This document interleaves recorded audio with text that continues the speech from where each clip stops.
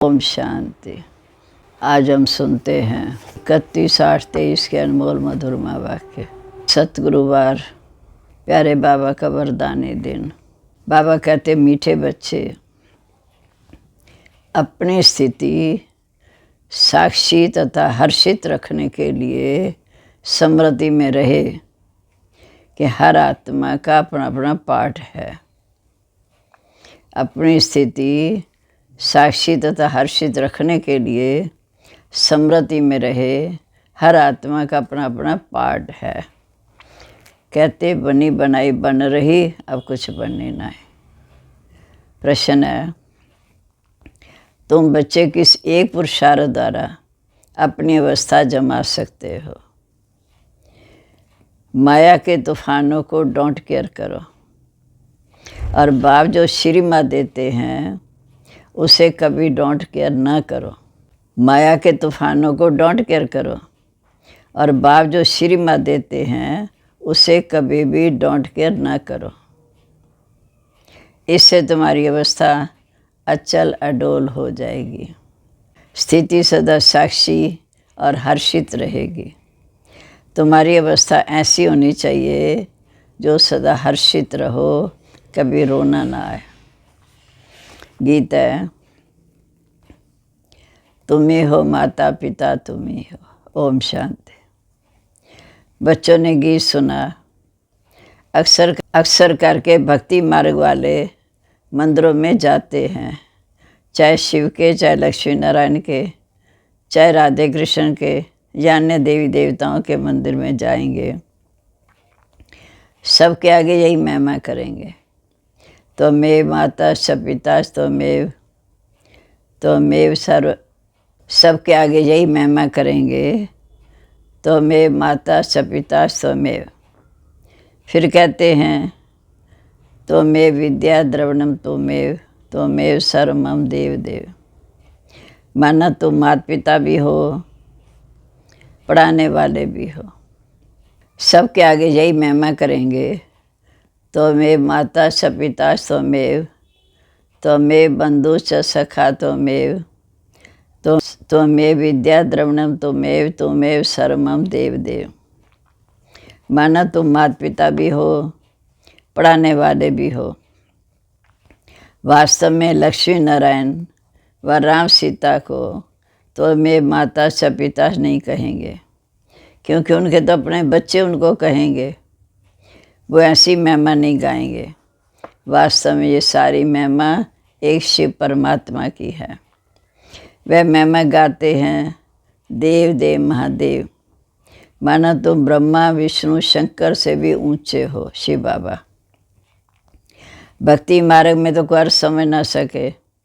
अब आप कहते, मीठे बच्चे, तुमने बहुत भक्ति की, अब तुम्हें मेरे से समझो जो मैं समझाता हूँ। इस पर गौर करो कि सच क्या है, झूठ क्या है। तुम बच्चे अब समझते हो कि जो बाप समझाते हैं वो राइट है। बच्चों को समझाते हैं ये कलम वृक्ष उल्टा है, क्योंकि इसका बीज है परमपिता परमात्मा, वे ऊपर में रहते हैं। ये तो चेतन बीज है, तुम ठहरे बच्चे। कई कहते हैं सब बीज आदि में भी आत्मा है, लेकिन वह तो जड़ है। बाप को कहा जाता है मनुष्य सृष्टि का चेतन बीज रूप। जब मनुष्य गाते हैं ओ गॉड फादर, तो ध्यान ऊपर जाता है। मनुष्य में ये ज्ञान है कि वो बीज है। बीज में अगर झाड़ का ज्ञान होना चाहिए, परंतु जड़ होने के कारण वो बता नहीं सकते। मनुष्य तो समझ जाते हैं कि बीज नीचे है, उनसे झाड़ निकला हुआ है। कलम वृक्ष और बनिया ट्री की भेंट करते हैं। बनिया ट्री कलकत्ता में है, वो है जड़, ये है चेतन। कलकत्ता में बड़ का बहुत बड़ा झाड़ है, उनका थूर सारा निकल गया, नींव सारी खत्म होती गई, सिर्फ झाड़ खड़ा है। फाउंडेशन है नहीं, वंडर है ना। फाउंडेशन है नहीं, बाकी झाड़ बढ़ता जा रहा है। तो बाप समझाते इस झाड़ का भी फाउंडेशन जो आदि सनातन देवी देवता धर्म था वह प्राय लोप हो गया, बाकी सारा झाड़ खड़ा है। कितने मठ पंथ हैं, वो ये है बेहद का झाड़। बेहद का बाप बैठ ये सब बातें समझाते हैं। बाबा लिखते भी हैं कि शिव बाबा का बर्थडे, बाबा लिखते भी हैं शिव बाबा का बर्थडे हीरे तुल्य है। शिव बाबा ही कौड़ी से हीरे जैसा बनाते हैं। अभी तो भारत कितना कंगाल बन गया। मनुष्य तो हम सो हम कहते हैं, परंतु समझते कुछ नहीं। तुम तो अर्थ सही जानते हो। अभी तो भारत कितना कंगाल बन गया। मनुष्य हम सो हम कहते हैं, परंतु उसका अर्थ समझते कुछ नहीं। तुम तो अर्थ सही जानते हो कि हम सो इस समय ब्राह्मण बने हैं, फिर हम सो देवता बनेंगे, फिर हम सो क्षत्रिय, हम सो वैश्य, हम सो शूद्र बनेंगे। कल पहले हम ही थे, अब हम बनेंगे। आत्मा कहती हम इन वर्णों में आएंगे। हम शूद्र थे, अभी ब्राह्मण कुल में हैं। परमपिता परमात्मा ही सबको रचने वाला है। ब्रह्मा विष्णु शंकर देवताओं को भी रचने वाला वो शिव बाबा है। अभी बाप बैठ बच्चों को समझाते हैं। तुम कहते हो त्वमेव माता च पिता स त्वमेव, तो माता भी बराबर ये है। तो बाप बैठ बच्चों को बहलाते भी हैं। भक्ति मार्ग में देखो मीरा भक्तन थी, वो है भक्त माला। ये ज्ञान माला भी है। ज्ञान माला का नाम है रुद्र माला। रावण माला तो कभी नहीं कहेंगे। राम माला है, अर्थात शिव बाबा की माला है। बाल अभी रावण राज्य है, परंतु रावण की माला नहीं होती, भक्त माला होती है। भक्त शिरोमणि में एक तो मीरा है, उसको श्री कृष्ण का साक्षात्कार होता था। लोक राज सारी खोई। सेकंड नंबर में शिरोमणि भक्त कौन है? वो है नारद। हाँ, उनका भी गायन है, दृष्टांत दिया जाता है ना। अब आप कहते हैं इस समय मेल फीमेल सब सीताएं हैं, सब रावण की शोक वाटिका में हैं। लंका की बात नहीं, भारत की बात है। एक ही बाप सर्व का सद्गति दाता है। वैक ना हो तो भारत का कुछ काम नहीं। वैक ना हो तो भारत कुछ काम का नहीं।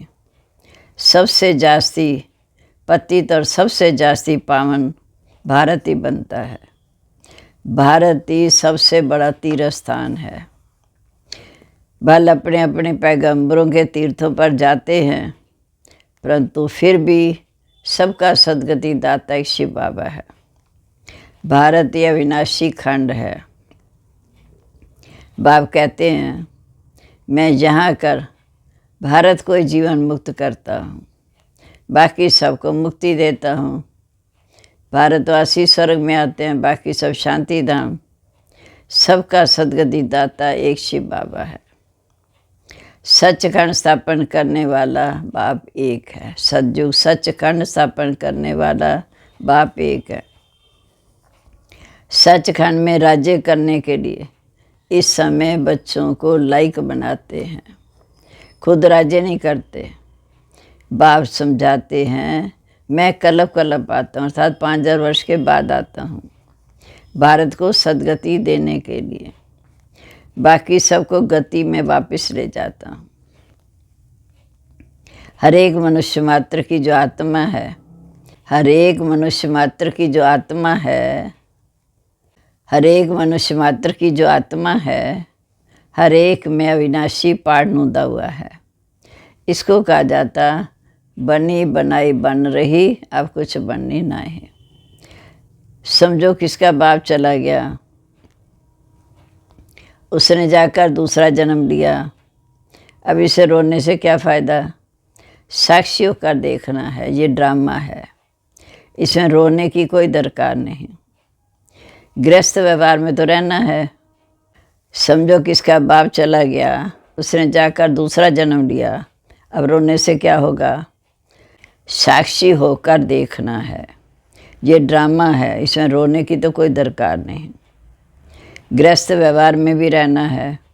तुम्हारी अवस्था ऐसी होनी चाहिए जो किसी को दुख ना हो। बेहद के बाप को याद करते रहना है, इतनी अडोल अवस्था होनी चाहिए। बेहद के बाप को याद करते रहना है, इतनी अडोल अचल अवस्था होनी चाहिए। जैसे अंगद को रावण हिला नहीं सका। माया बड़ी ज़बरदस्त है। तुम स्थौर्यम रहते हो,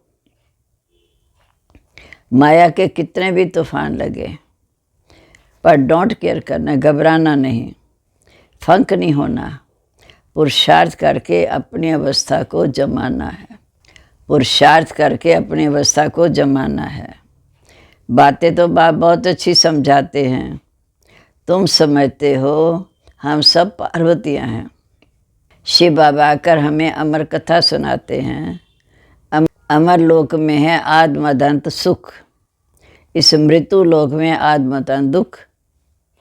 त्योहार आदि सब इस संगम युग के हैं। लक्ष्मी नारायण आदि का कोई त्योहार नहीं। वह क्या सर्विस करते हैं? तुम ब्राह्मण तो इस समय बहुत सर्विस करते हो। देवताओं की आत्मा को सोशल वर्कर नहीं कहेंगे। तुम ब्राह्मण तो इस समय बहुत सर्विस करते हो। देवताओं की आत्मा को सोशल वर्कर नहीं कहेंगे, ना जिस्मानी ना रूहानी। तुम और रूहानी जिस्मानी डबल सोशल वर्कर। रूहानी सेवा भी करते हो, जिस्मानी भी। अच्छा बाबा कहते मनुष्यों को नष्टो मुहा बढ़ने में मेहनत लगती है, क्योंकि उनके पास कोई एम ऑब्जेक्ट नहीं है। जहाँ तो तुमको प्राप्ति बहुत है तो बहुत नष्टो मुहा होना चाहिए ना। एक बाबा के साथ योग लगाना है। बाबा और मीठे मीठे बाबा, आपको हमने पूरा जान लिया, पहचान लिया है। आगे तो सिर्फ कहने मात्र गॉडफादर कहते थे, अभी तो बाप स्वयं आए हैं फिर से स्वर्ग की रजाई देने। ये कलयुग तो कब्रिस्तान होने वाला है, इसलिए हम इसको क्यों याद करें? बाप कहते इस कब्रिस्तान में गृहस्थ व्यवहार में रहते मुझे याद करो। ये तो बहुत सहज है। जैसे भक्ति मार्ग में मनुष्य श्री कृष्ण की पूजा करते रहते, बुद्धि धंधे धोरी में भागती रहती, मन का घोड़ा कहाँ न कहाँ भागता रहेगा तबाही के माफिक। बाप कहते शरीर निर्वाह करते बुद्धि का योग मेरे से लगाओ। मेरी याद से ही तुम्हें बहुत प्राप्ति होगी, और सबसे तो अलपकाल की प्राप्ति होती। कितनी नौंदा भक्ति की। अच्छा फिर क्या हुआ? ज़्यादा ज़्यादा साक्षात्कार कर लिया बस। मुक्ति जीवन मुक्ति तो नहीं मिलती, भक्ति से मुक्ति जीवन मुक्ति तो नहीं मिलती। अब आप कहते तुम 21 जन्म के लिए विश्व के मालिक बनते हो। स्वर्ग में गर्भ ही महल होता, जहाँ तो गर्भ जेल है। लोग श्री कृष्ण जन्माष्टमी आदि में कितना धूमधाम मनाते हैं। तुम्हें सिर्फ मनाना नहीं है, तुम्हें तो सबको समझाना है कि श्री कृष्ण का जन्म कब हुआ। तुम जानते हो अभी हम श्री कृष्णपुरी में, तुम जानते हो अभी हम श्री कृष्णपुरी का मालिक बनते हैं। इसके लिए हम पढ़ाई पढ़ रहे हैं, बाप के पास बैठे हैं। बाप को हाथ जोड़े जाते हैं क्या? टीचर पढ़ाते हैं क्या उनको हाथ जोड़ना होता है?